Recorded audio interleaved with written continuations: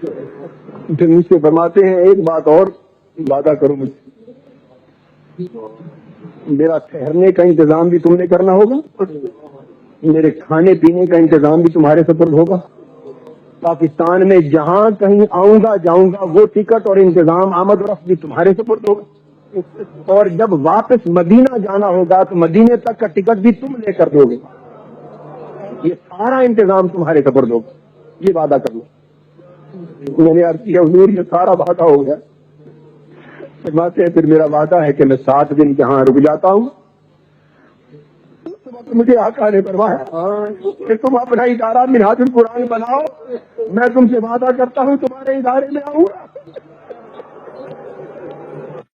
رسول اللہ صلی اللہ علیہ وسلم ممبر پہ بیٹھے اور انہوں نے ایک عظیم اور بلیغ خطبہ ارشاد فرمایا اور صحابہ کو مخاطب ہو کے کہا، اور صحابہ اب تعداد زیادہ ہے، معاذ ابن جبل کو بھی کہہ دیا تھا شاید تو اگلی مرتبہ آئے تو مجھے نہ پائے اور میرے قبر سے گزرے گا۔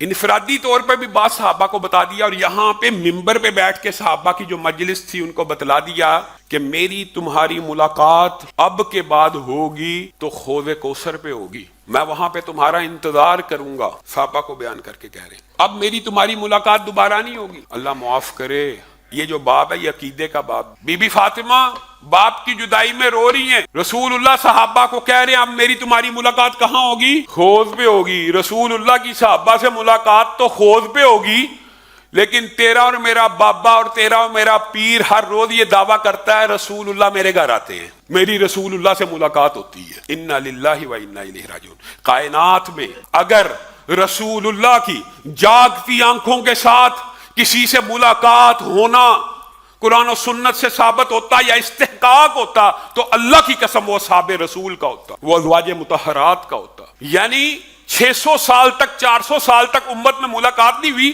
400 سال بعد ایک شخص دعویٰ کرتا ہے میں نے جاگتی آنکھوں کے ساتھ کشف کے عالم میں رسول اللہ سے ملاقات کر لی۔ انا للہ و انا الیہ راجعون۔ صحابہ آپ کی قبر کے اوپر جب مسجد النبی میں آتے آپ کی قبر کی زیارت کرتے زاروں کتار دھاڑے مار مار کے روتے تھے، دھاڑے مار مار کے۔ رسول اللہ کی مجلسیں یاد آتی تھی۔ رسول اللہ کی زندگی کے اندر ایک مرتبہ رسول اللہ کو یہ خبر ملی کہ انصار زاروں کتار رو رہے ہیں۔ رسول اللہ جب بیمار تھے انصار زاروں کتار رو رہے ہیں۔ کہا کیوں روتے ہیں؟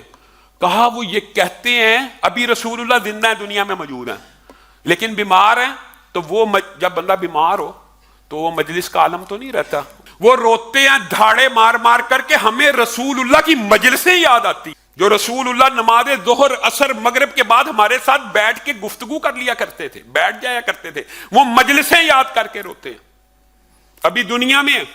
اور یہ بدبخت ایسے ہیں ان سے رسول اللہ ٹکٹیں مانگتے ہیں۔ انا للہ و انا، میں تان و تشنیع نہیں کرنا چاہتا، لیکن آپ جانتے ہیں کہ کیسے کیسے لوگوں نے دعوے کیے کہ رسول اللہ نے کہا طاہر تیرے ذمے میرے آنے جانے کی ٹکٹ بھی۔ یہ کیا ہے؟ علامہ ہشام الہی ظہیر آفیشیل چینل کو سبسکرائب کر لیں۔